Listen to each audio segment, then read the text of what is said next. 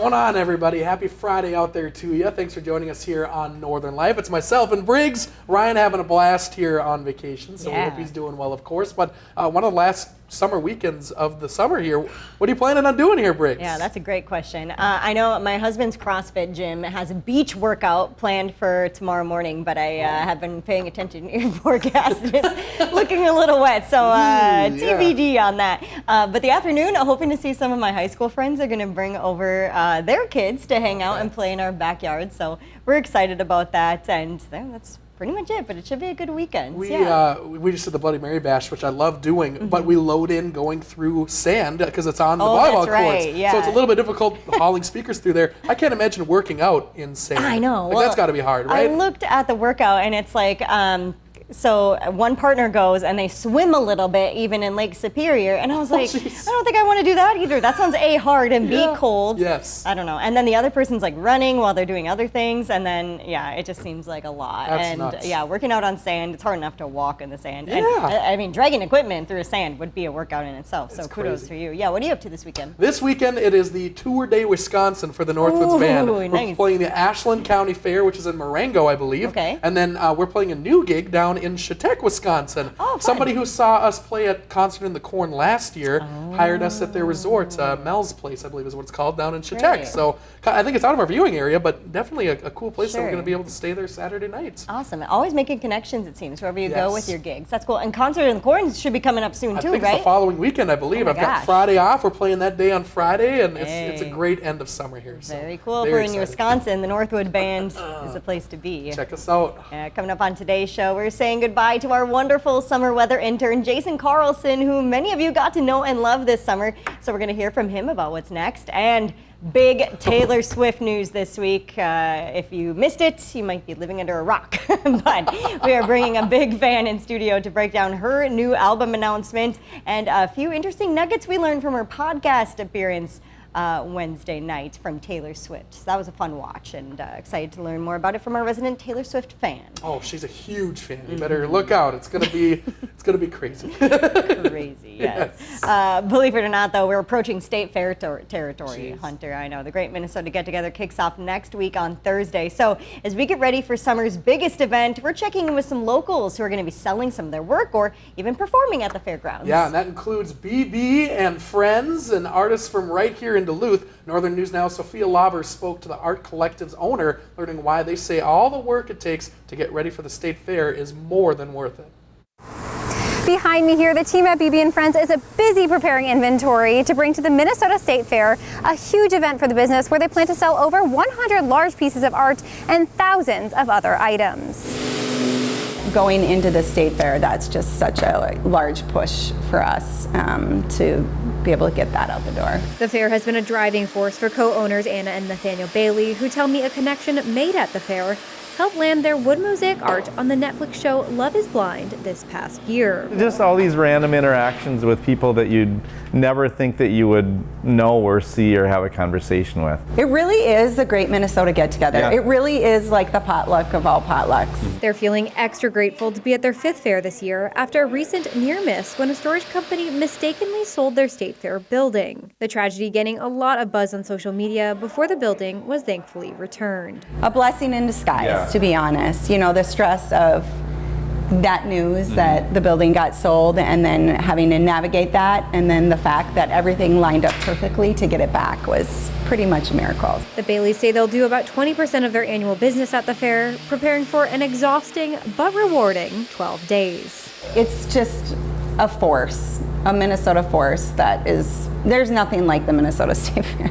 The business is launching a few new items at the State Fair this year, including some new jewelry pieces, and you can stop by any day of the fair to check those out. In Duluth, Sophia Lauber, Northern News Now. Very exciting there. And meanwhile, the Great Minnesota Get Together is welcoming a new Iron Range musician this year. Now he is getting some final practice sessions in before making his way down to the fairgrounds. Yeah, Northern News Now's Kyrie Johnson spoke with the musician about his upcoming shows and what it means to him to perform at such a big event. After 11 years, a local musician is finally getting his big break. He's heading to the Minnesota State Fair, and this is his big moment. This one-man band is heading to the fairgrounds with 23 instruments, tagging along for the ride. Steve Sokkola is a Finlander who grew up on the Iron Range and started his career young in the construction industry, but he always knew he was meant to make music. And now, his biggest dream is coming true. I never thought my dreams would come true, but they are. Sokkola says his goofy character and the uniqueness of his one-man band act, which features opera singing, accordion playing, and unicycle riding, are what he prides himself on most. Is that look on someone's face when they see my one-man band is priceless. Some would say worthless, but I'll say priceless. And entertainment supervisor Nate Dungan with the fair agrees. Sokkola checks all the right boxes. My theory of entertainment is equals MC squared, which is entertainment equals music times comedy squared. Now Sokkola has a whole list of unique talents, but he says he's most known for writing quirky Minnesota theme songs. We're Minnesota nice till we get on the ice. Up on the range. Which is exactly why the fair chose him. Steve's reputation precedes him. He's a one-man band, and he's one of a kind. Dungan says the state fair is all about bringing the Minnesota family together, an experience that Sokkola hopes to elevate. If I can enhance someone's life even just a little bit, I'm doing my part. And I'll continue to be the goofy goofball that I've always been until they stop me. Sokkola will be playing at the fair on August 23rd and 24th at the Schilling Amphitheater. We'll have more details on our website. In Duluth, Kyrie Johnson, Northern News Now. He's awesome. He is so crazy. We had him in this very studio, as a matter of fact. He played some music here, maybe, was it a year ago now or something like that? Oh my gosh. Yeah, yep. Clearly the perfect guy to play at the State Fair. Embodies everything that is Minnesota. I love it. Coming up after the break, Taylor Swift news.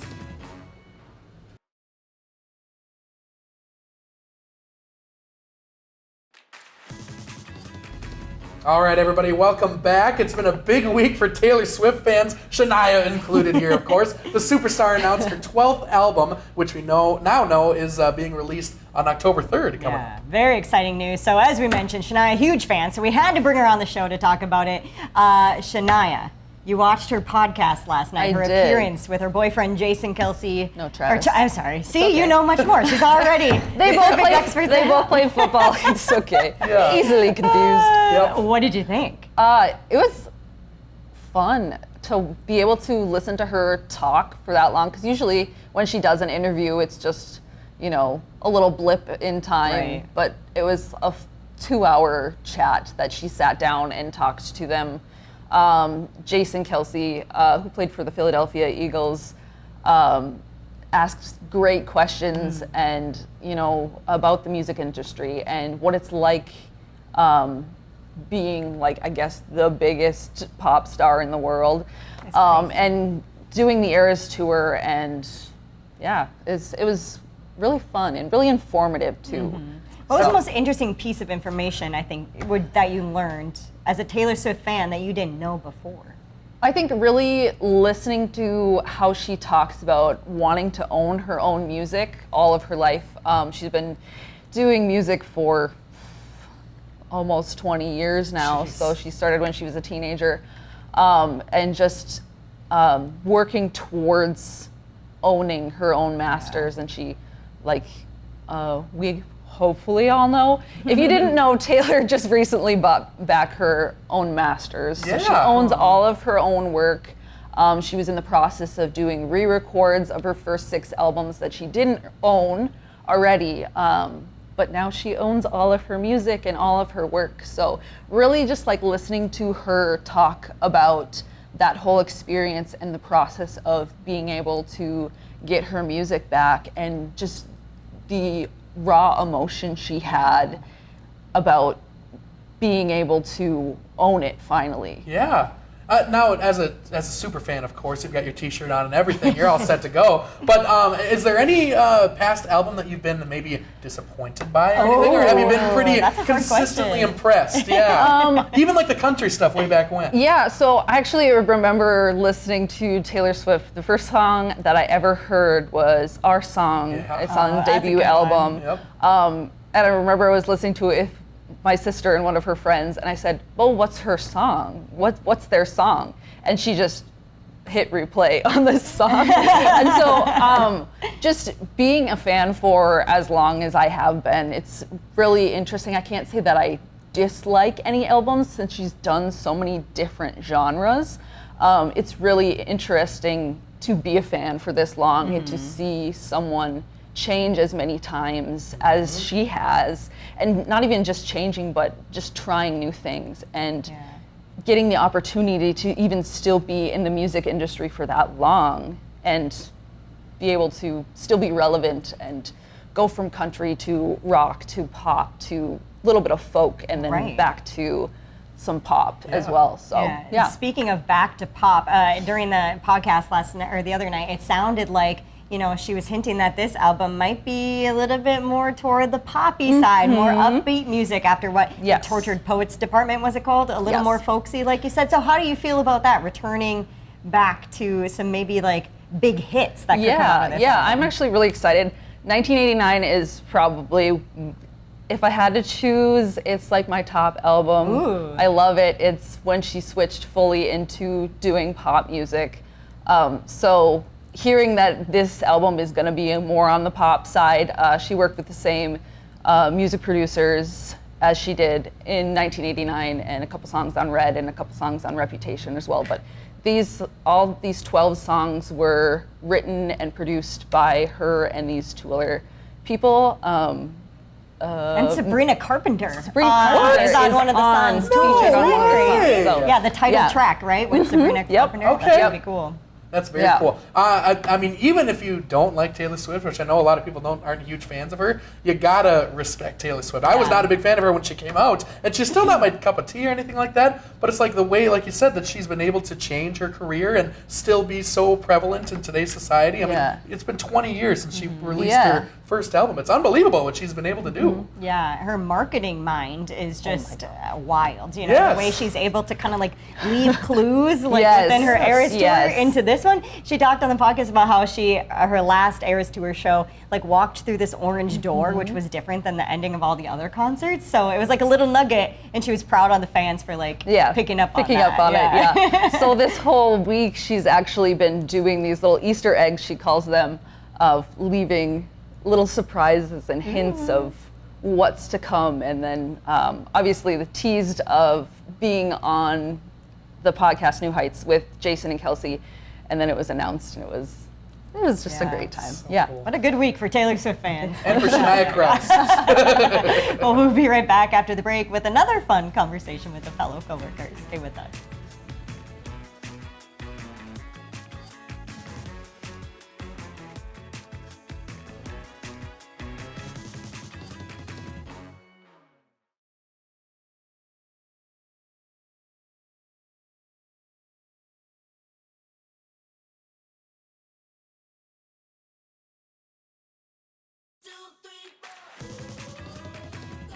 Welcome back, everybody. You've come to know him this summer on our airwaves as one of our newest meteorologists. He's our intern, Jason Carlson, who's just about to wrap up his time with us, unfortunately. It's been an absolute blast this summer so far, so we wanted to bring him on here to say goodbye, of course. And Jason, thank you so much for being here today. Yeah, it's been fun. I have 3 more days left. Last show was going to be Saturday. Yeah, you're actually going to do the 6 and the 10 tomorrow, I believe, right? Yeah. Yep. So cool. Filling in for Dave. Yeah. Big shoes. Very cool. You've done tons for us this summer, Jason, forecasting behind the scenes, on camera as well. So you must have just learned a ton. Yeah, it was really cool coming here. I didn't learn too much about like the broadcast side of meteorology when I was down at Iowa State. So it's been really cool seeing how the forecast, you come in every day, you make your forecast right away. That's always the first thing you do. So you know what you're talking about. And then you build your graphics. I got a lot of experience building cool graphics. By the end of the year, I was kind of a pro. I know how to make some cool graphics. I put some social media graphics out there, and that was really fun. And then just being on air, they let me practice for 20 minutes every day. Between like the noon and the 4, I just had the green screen to myself. I was able to practice. Yeah. Adam would tell me exactly what I'm doing wrong, what I need to fix. Yep. I think it's worked out pretty well. It's amazing. You just watched semi-recently your very first time that you did your internship where you were on air or doing the practice on the green screen, and then just seeing what you've done with recently. I mean, it's amazing how much you grow during an internship. Yeah, I'm scared. Tomorrow, today, Adam's gonna make me watch that over again, and I know I'm gonna be staring right into the screen when I'm pointing at everything. And it's a little bit creepy. So. Yeah, not a lot of internships, though, allow their interns to, go on air like you've gotten to do here. But it's such a valuable learning tool, it seems, to be able to get that real life practice. And now you're going to apply that, it sounds like, when you go back to school for your senior year and finish up at Iowa State, right? Yeah, so it is a very valuable tool being on air. Remember the first time I was on air, I didn't start my show graphics. I had to walk off and then walk back on. Yes. But you did it so smooth that no one even noticed anything. It was awesome, my friend. So, but I don't want to give anything away, but I just want to say the other day we had a good conversation with some of the folks upstairs, and they were big fans of Jason as well. So maybe in the near future, Jason's a more permanent fixture within Northern News let's now. hope so. If we have a spot open when you graduate in a year, I mean, we would love to have you back, my friend. So hopefully Duluth is so awesome. So you like Duluth? Be up here, yeah. What was your favorite part about being up here and the internship in general? Park Point, being 5 minutes from the beach, was awesome, and I met a lot of cool people just being out at the beach or out hiking and just doing stuff like that. Yeah. It's kind of an intimidating experience, going to a city where you might not know a lot of people, but you knew one person, it sounded like. Yeah, I knew one person. I was able to join his volleyball team, and all started from there. Cool. And it sounds like you're a big volleyball fan. How did you get into this sport? You played in high school, it sounds like. Yeah, my freshman year of high school was the first year I was offered in Minnesota, so I got in on the ground level, and it's been really fun. It's like something that I was able to do once I stopped playing basketball. Well, I tell you what, Jason, it's very nice. We've been very lucky the past couple of years with our interns being able to learn very, very quickly. You're no exception to that rule, so it's been very nice to be able to have you fill in for us at different areas and really learn quickly and really progress. And I know that you've got a lot of good things coming in your future here. So very briefly, what do you have coming up now in your last year? What's your next goal? I'm heading down back to Iowa State. I have my senior research I have to do. And I also want to bring all this knowledge down to our broadcast studio down there for Size Eyes on the Skies. Nice. Awesome. Size Eyes on the Skies. Ooh, that's fancy. I love it, like cyclones, huh? Yeah. Yes. Very cool. Well, thank you very much, Jason. It's been a really fun time here this past year. So. Thank you guys for having me. I've learned so much. Of course, definitely. Awesome. We'll be right back after the break here.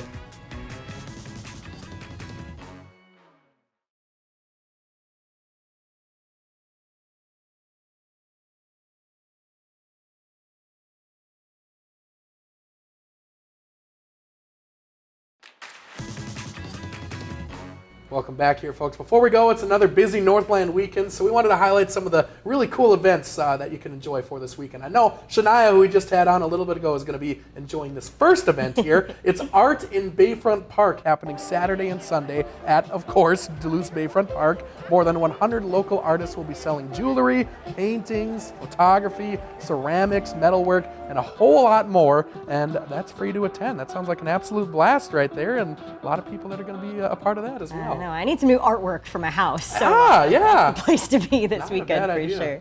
And there's still time to sign up for an inclusive walk and celebration of all abilities coming up in Hermantown. The Lions Hope nonprofit is hosting Paving the Trail for All, which is starting Saturday at 9 a.m. at Steppner Park. That's tomorrow.